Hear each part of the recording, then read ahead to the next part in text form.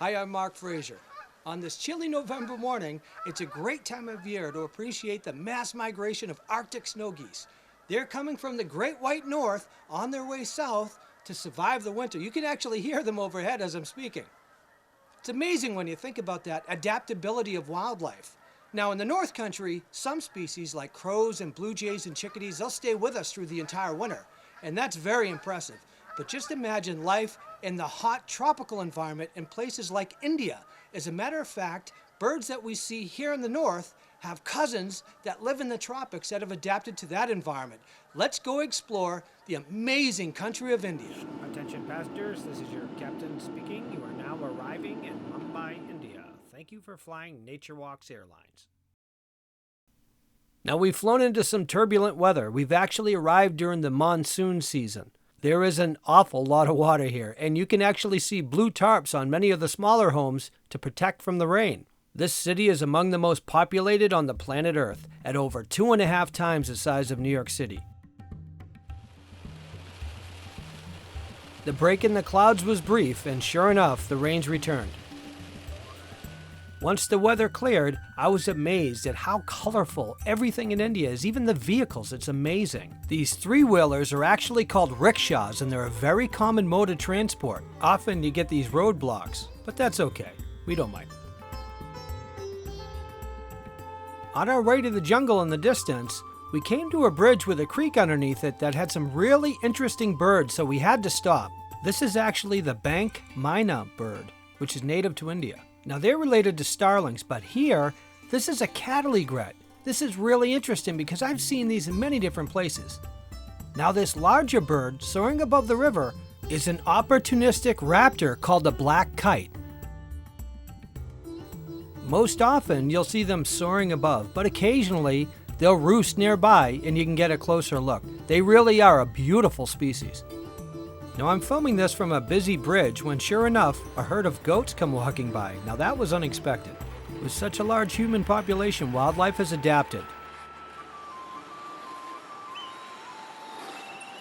This black kite seems to have company on his streetlight. Arriving at the Sanjay Gandhi National Park, it was great to see wildlife habitat set aside. The trees were stunning, all different species I've never seen before. But then I hear the sounds of crows. And looking down, here is our first example of a great cousin to a bird that we see back home. This is the house crow. They've adapted to a life in a tropical climate of India, and they thrive even around people. It is amazing to see.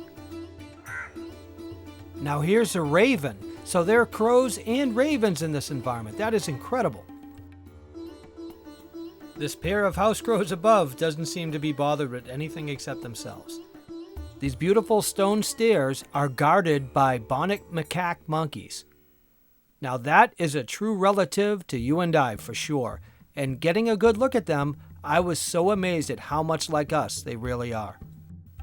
These stairs lead up the mountain to a place where there's ancient caves that were carved into Buddhist temples thousands of years back.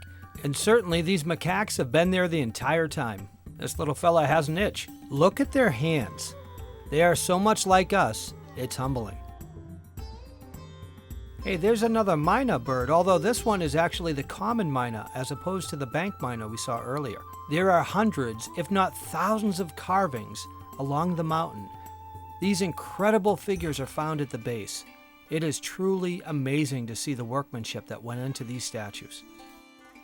But I'm headed much further up to the very top of this mountain to get a great vantage point. I see a ring-necked parakeet up on a branch, and that tells me I'm in the right spot. The jungle looks ancient, of days of long ago. Okay, maybe there's a few dinosaurs today. There's been recent signs of Indian tiger, and certainly many leopards in this jungle.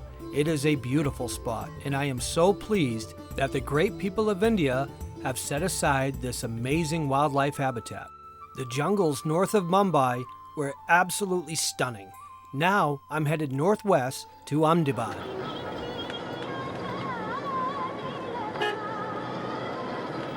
Approximately 30 miles northwest is Thol Lake Bird Sanctuary. Now, in the right time of the year, there would be thousands of birds, but I'm here in the off-season, and I'm curious as to what type of species are still in this environment.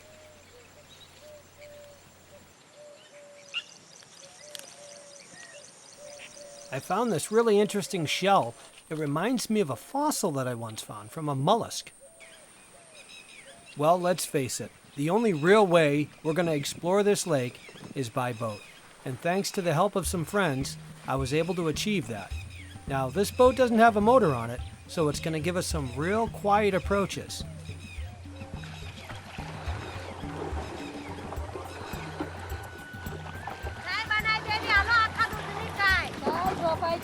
They're actually asking if we'd like to have some chai, which is some great tea from the local area. And as a matter of fact, at the end of the trip, we did exactly that. But right now, we need to explore. As we quietly come around the corner, we see an Asian open-bill stork. Beautiful bird, huge, and that was completely unexpected. Traveling through these reeds, I can't help but imagine what life was like in the same environment thousands of years back. Suddenly, I see a bird in flight that looks very common to a species I see in the Adirondacks, looking just like the great blue heron. These are called the purple heron, and yet another example of a cousin to a bird species we see in the Northeast that we can actually find on the other side of the planet. Having these red dragonflies circle the boat like this is fantastic because they're actually eating any of the biting flies that would have otherwise bothered us. Now here's the beautiful lotus flower.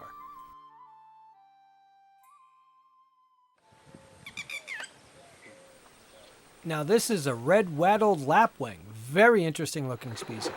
It's still the monsoon, so the threat of rain is always close by. In another couple of months, the skies here will be filled with different species. Thol Lake is shallow and dotted with many islands. We decided to explore one. Now I had to be careful because I was told there are many cobras in this area. I was so distracted because I love the idea of looking for cobras, I didn't realize there was a giant water buffalo right in front of me. And one of them kept looking right at me. Luckily, these water buffalo are actually very friendly. In fact, they're domestic. They can actually swim around Lake Thol to each of the different islands, taking advantage of the lush vegetation.